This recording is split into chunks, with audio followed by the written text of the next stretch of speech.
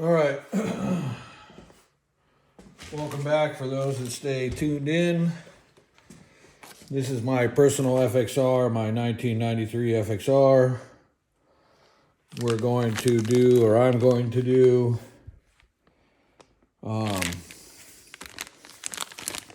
shifter. Got from FXR Division.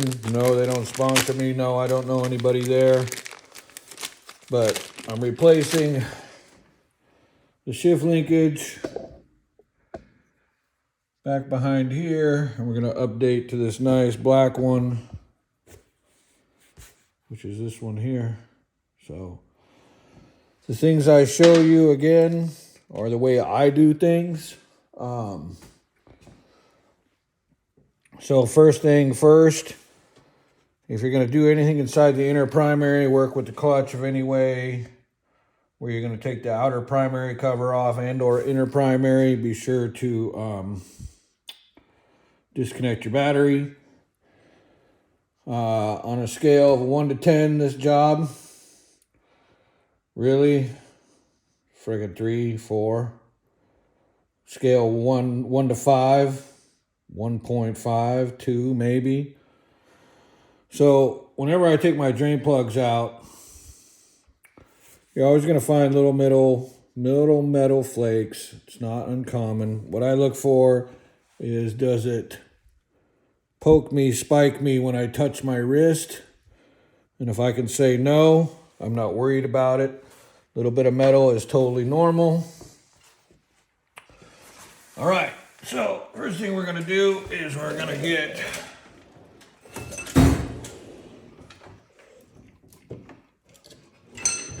on FXRs, you have to remove the foot peg mount. Not a big deal. You don't even have to take it all the way off, just loosen up. Take one bolt out.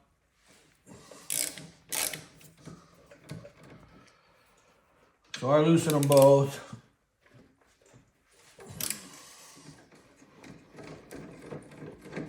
Then I take one out.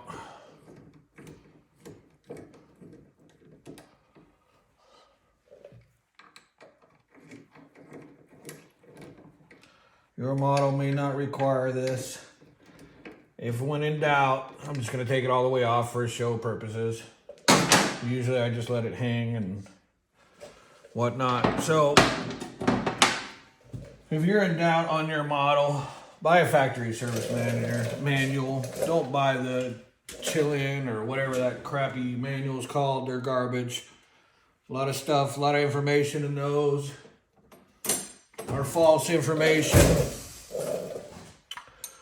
So if you are doing a Dyna or an FXR or something that has a mid shift and you're a little nervous about getting your shifter relined exactly where you took it off, just get a black marker. Put this little hash mark right there. No one will ever see it. And when you wash it, it'll come right off. I personally not worried about it, but again, this is for show purposes. Usually when I do this, I just in here by myself. I don't talk. I just do this. I have a little radio going and I just kind of run on autopilot with 90% of what I do. Been doing it all so long. There's nothing on this FXR that I haven't touched or don't know anything about. So we're going to take our bolt and we're going to take this off. Now, some of the stuff on my bike is going to be definitely different than yours. If you're watching this video, and if you have an FXR or a Dyna for that matter, and you want some pointers on some of the stuff that I use, that I like, that's why I'm here, to help you out, okay? So, like I said, a lot of times I run on autopilot, so I forget to explain, but these Allen heads here were 1/4 inch. Now this is the outer primary cover. It is aluminum, so you want to spread the, when you go into torque or untorque it. So I'm going to crack this. I'm going to go down. I'm gonna go in a crosshatch pattern. And what I'm trying to do is prevent warpage, okay? So now from here, you could go either direction. You could go up here or to the front. I go to the front. Now I'm gonna come up here. I already did that one. Whoops, that's right. I did the X pattern outward, my bad. So now we'll go here. Then I have one back here just past the drain plug, and I have two in the rear. So I did the one just behind the drain plug. Now I'm gonna go up, jump one, and go to the very top, second to top, and now I'm gonna go top, and now I'll go second to bottom. Okay? So now I've got them all crack free. Just gonna take it off. You can see some of the fluid draining out. So when I do these, I just line up all the hardware, okay?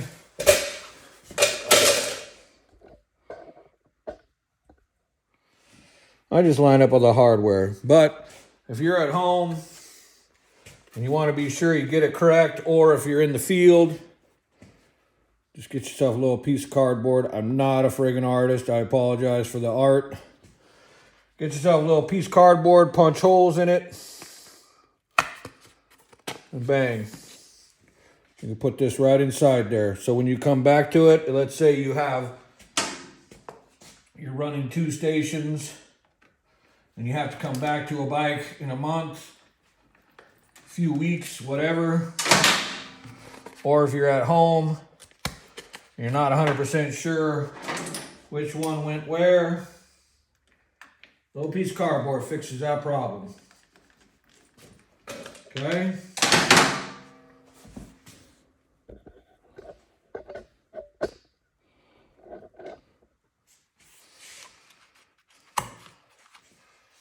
So now you might ask, why am I going that direction?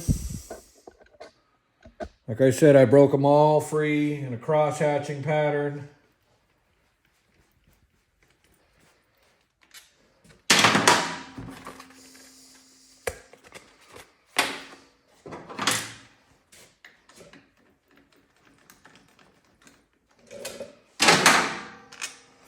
And you can see which ones I'm taking off by where I'm putting them on the piece of cardboard here. They are different lengths, as you can see. But again, been doing this so long, I can put them in a bucket, leave them there for a month, come back and put them right back where they belong. It's not an issue. Again, I'm just showing you how I used to do it when I was a young rookie tech. Now I'm just an old guy who works in his garage and likes to share information. I can't take anything I know with me, so I started sharing with some of my clients when I ran my own shop.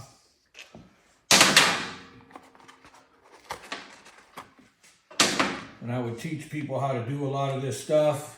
I used to teach them anything they wanted to learn. I do have a secondary transmission around here, just have to find it. Probably in the fall of, what is this, 24? Fall of 24, so after this summer, we'll pull out a transmission. It'll be a 5-speed. I've been kicking around the idea of buying a Baker 6-speed. So if I do get the Baker 6-speed, I'll show you how I do a 6-speed. So as you can see, it's just dripping lightly. It's dripping lightly. Still got my pan under there. When I take the outer primary off, I'm gonna get some fluid leak. That's totally normal. You can take your derby cover off and your inspection cover. You know what, I'll just do that just for show purposes. Now I use T27 Torx bits there for the inspection cover. I just think I like them. I think they look cooler. Yeah, sometimes I get like that cool factor thing. I'm thinking if I do a Baker 6-speed, I'm thinking I'm gonna send this out to be de-chromed in my front lower legs. I may de-chrome and then do them up in black like I did my inner primary.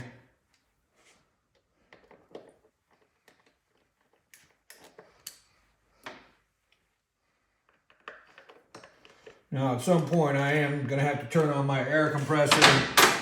So while that's running, I will shut the video off because you don't need to want to hear that noise. Okay.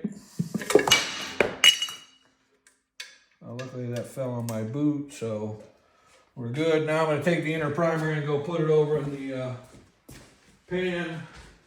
The oil catcher. I've got an actual oil drain tank.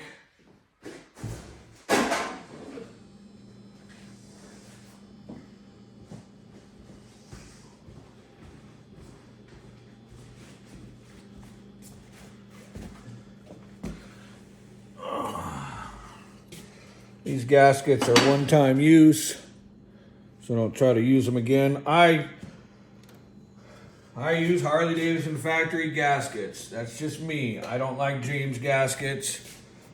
Not that I have anything against them. A lot of people do like them. That's fine. So, this is a Barnett Scorpion clutch. That's why mine looks probably different from yours. Don't freak out. It's just a clutch that I run. This is an 80 cubic inch motor, but as you can tell by the single fire ignition or single fire coil, that I may have a couple secrets in there, which I'm not gonna lie, I do, but it's technically an 80 cubic inch motor. Last time I dynoed it, I was getting 84 horsepower and 92 foot-pounds of torque out of it. That was many years ago. I have rebuilt the top end since that time window, and I have not dynoed it again because I don't really care for dynos. I just did it after this motor was built. I had Baisley, so if you really want to get down inside here, Jim's roller rocker arms. Baisley did the head flow. Oh, I got a small base gasket leak, huh? I do. That's new. Okay. Sorry, sidetrack. So anyway, Jim's roller rocker arms. The piston is 25 over. It's got Woods W9 cam in it. If you're not sure about that, if you're a Andrews fan of Andrews cams, that's equivalent to basically an EV7.8. And for those of you that follow Andrews or like Andrews, and I just told you it's an EV7.8 style, yes, it is. And I'm sure those that know are going, holy smokes. So when I rebuilt the top end, I lowered, not raised, but lowered the compression 20 thou. By advice of a person that I highly believe in and trust. So it may not even be 84 horsepower, 92 foot-pounds of torque in it anymore. But again, I'm getting old, so I don't need to rock it around. But will it light them up? Oh yeah, all day long with no hesitation. Emphasize why I have the Scorpion clutch in it. I think I have this one set up to 72 or 74 foot-pounds per inch. You can ramp it up to like 100. Like I said, I don't drag race. I'm just an old man who loves his FXR. And in case you're wondering, the battery is disconnected because I do run a Spike 2.0 starter. So if I'm putting my fingers in there, there's no way in all Hades that it's not going to start because the way I have it set up, it's tricky to start. So she wouldn't start, but I do the battery just because that's the way I was taught many, many, many years ago. And I still do it that way. For those of you that have Dynas and FXRs, and you have a shifter shaft leak, this is billet aluminum. Very nice. No leak.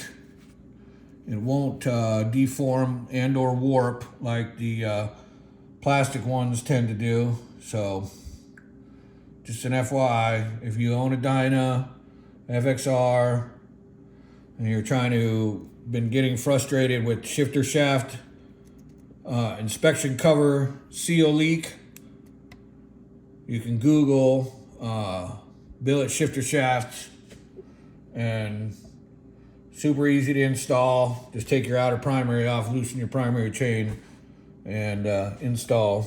Not a problem. That's like a level 1 kind of thing. All right, so I was just collapsing the clutch cable. Now we are going to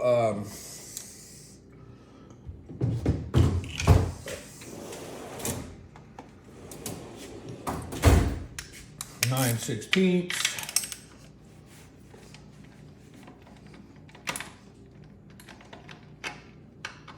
And yes, if you're wondering, this is an upgraded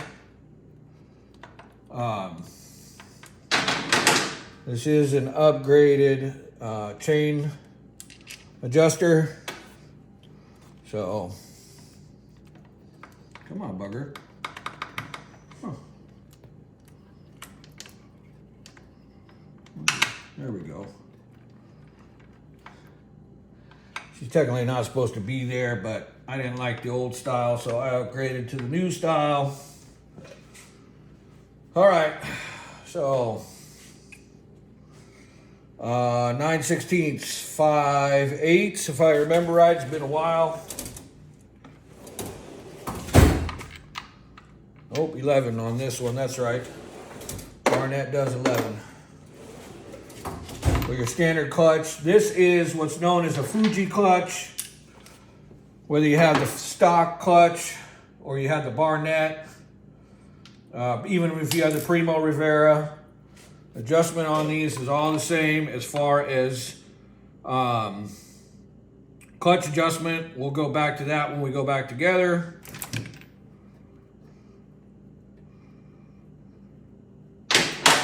Not going to worry about that right now.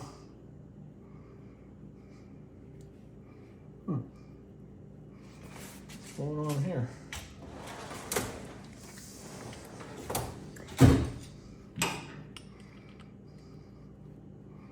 Well, that's interesting.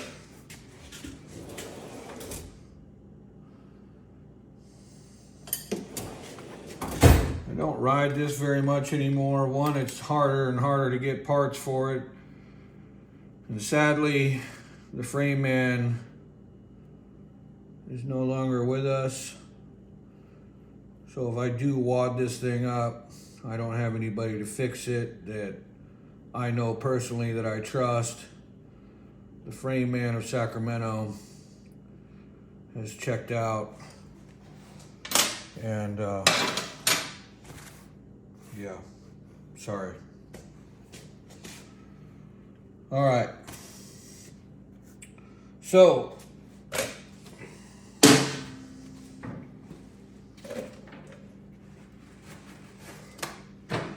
again, this is called, or is designed after the Fuji clutch.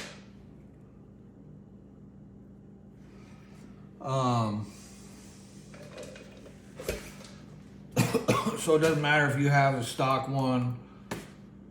If you have a stock clutch, you're not going to have all these. These are where the spring, this is the spring tensions. This is what gets your adjustments. You can go as low as, I think, 68 and as high as 100 plus, like I think 110 or something. I don't know. Like I said, I have mine set up to like 72, 74. I'd have to check the book spec. It's been a while. This clutch has been in here for a long time. Love it. Even if you're running a stock bike and you want to get some freaking good, you want to get some good bite out of your clutch, I highly recommend the Barnett. Even my dirt bikes have Barnetts. I'm going to put a Barnett in my Suzuki DRZ Supermoto. See, a lot of people think, oh, you don't like any other bikes. No, on the contrary, I love all motorcycles. I don't care what you ride. I'm not prejudiced on you ride Harley Davidson, I ride Harley Davidson, you ride Suzuki. I could care less what you ride. To each their own. Enjoy yourself. Enjoy your life. Because you're only going to get one.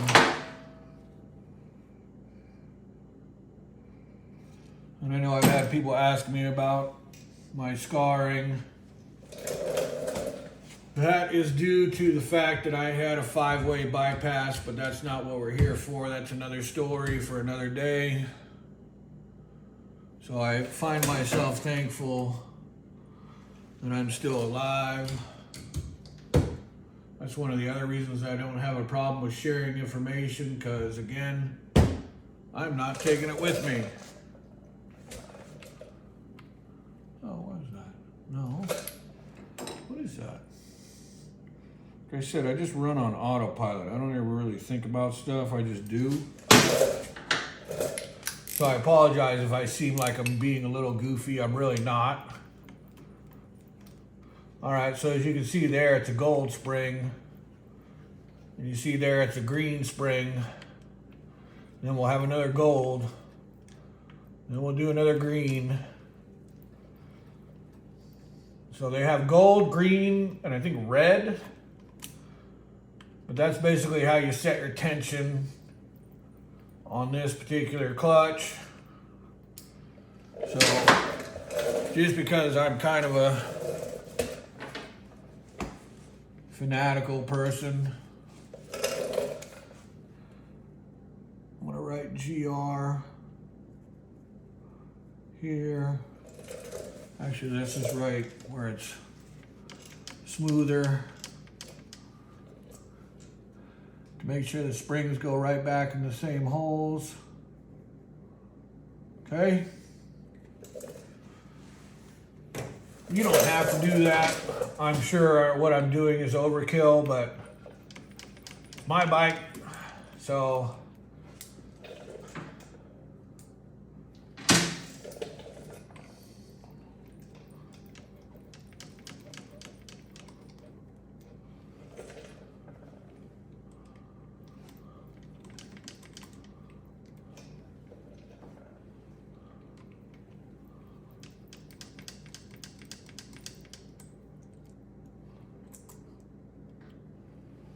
if I remember right, seating these is only at 10 foot-pounds. When we go back together, I'll recheck all my specs.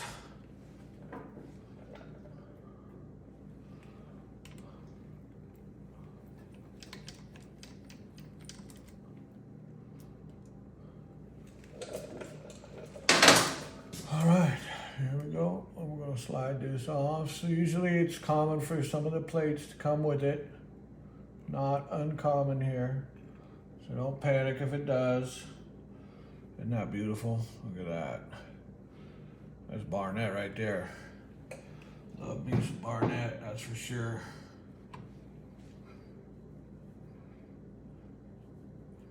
Barnett, if you feel like sponsoring me and or sending me free stuff, I'm not opposed. I would be very thankful. When we go back together, I will show you some tips and tricks that I learned over the years. Now this ring right here, this ring is very important, okay? So you have your convex, concave side. Concave side will face inside the basket. If you put this on backwards, you'll get about 3 clutch pulls and you'll get nothing. Well, Anton, how do you know that? Trust me, I know.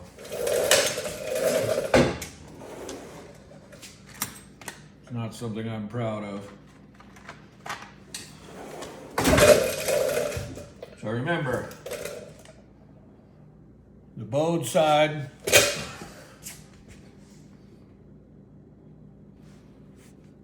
will go in, the convex side will face you.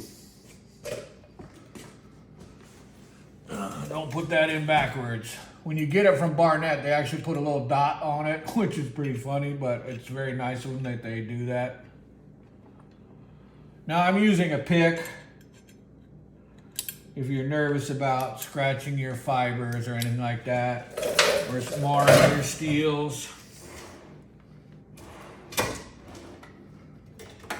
you can do this. Little pen magnet.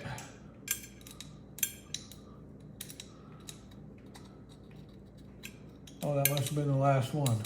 Okay, nope, there it is. So this is why the concave side faces in, because this ring.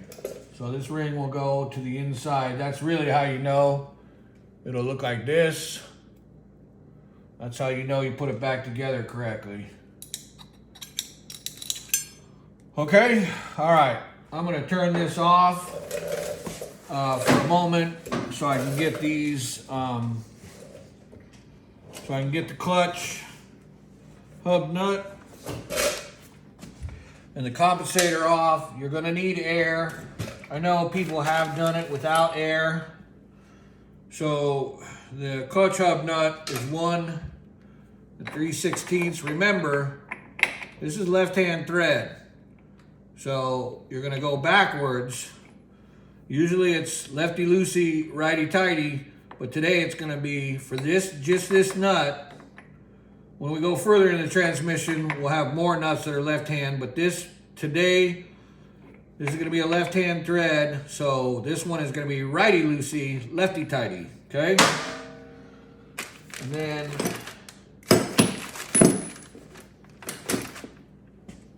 for the compensator, is 1.5. I know people have gotten these off without air. No, I want this one. I want the big one.